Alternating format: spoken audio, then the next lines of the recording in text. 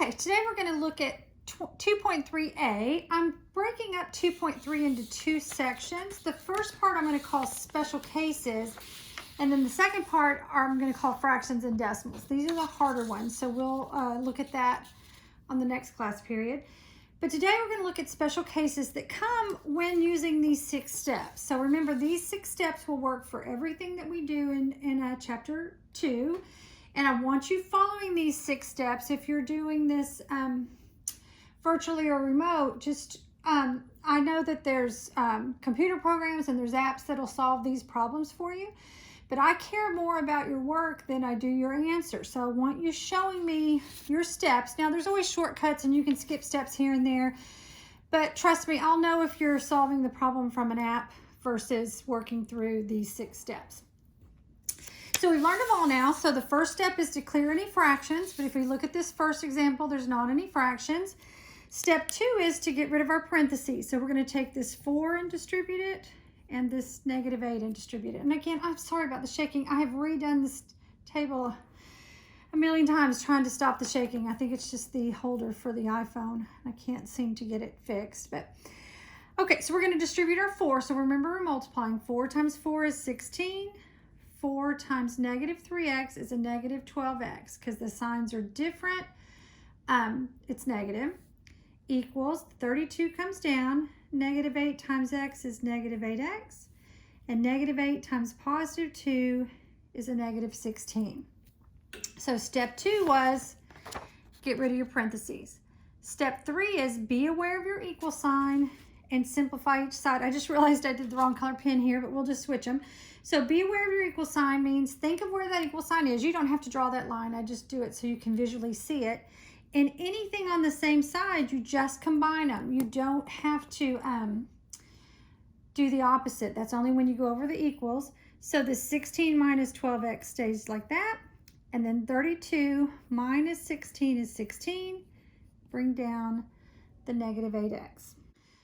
Okay, now we're to step 4, which is to move your letter to the left. So now is when you do the opposite, when you're moving over the equal sign. I need to bring this 8x over here under this 12x. So I'm going to do the opposite, which is an add 8x.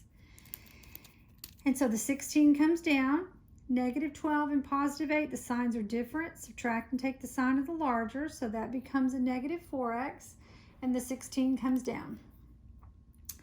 Then step 5 is move your number to the right. So I'm going to minus the 16 minus the 16.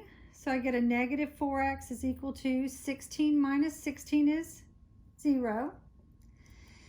And then step 6 is divide by the number in front of the letter. So I'm going to divide both sides by -4. So x equals 0 divided by anything is 0.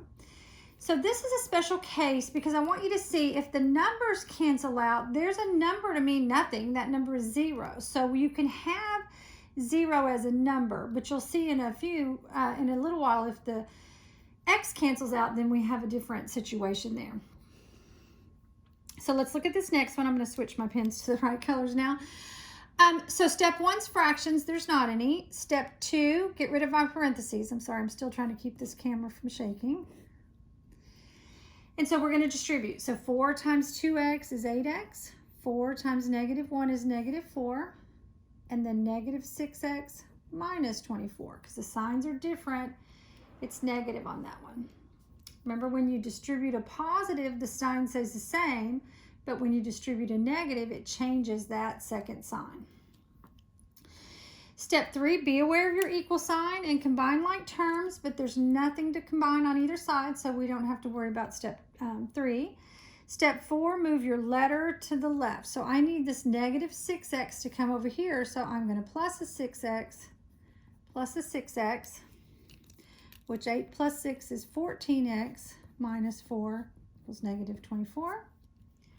Step 5, move my number to the right. So again, when you go over the equal sign is when we do the opposite. So I'm going to add 4 and get 14x equals -20.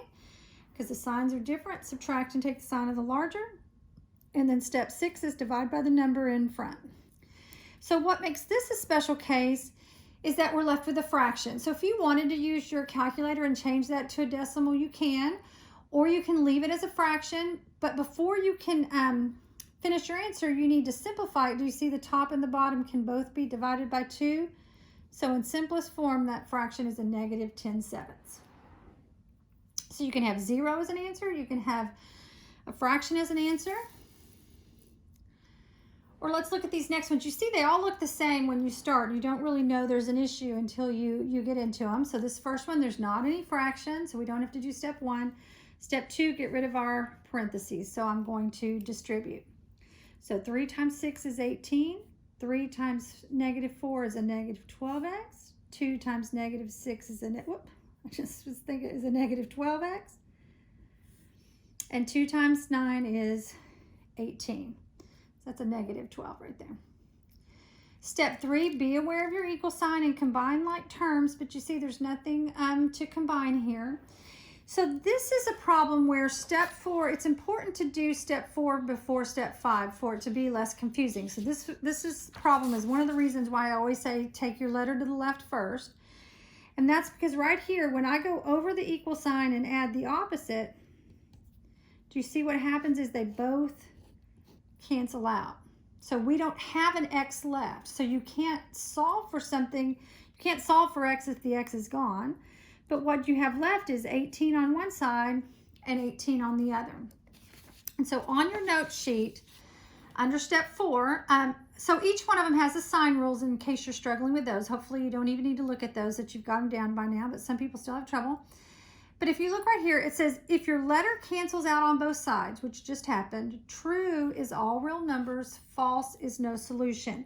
And you can write out all real numbers or no solution, or the symbol for all real numbers is like 2 parallel lines made into an R. And the symbol for no solution is the 0 with a line through it. And so always just write the symbol instead of writing out all real numbers, just because it's quicker.